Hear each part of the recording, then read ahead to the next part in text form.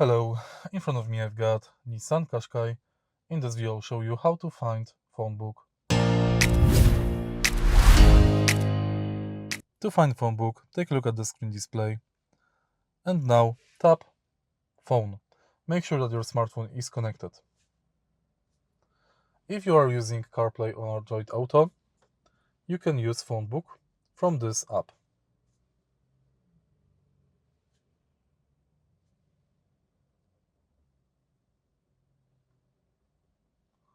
If you want to use it via Bluetooth, let's go to Connections, Settings and select Hands-Free Calling.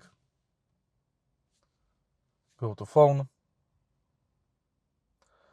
and here you can find Phone History and Phonebook.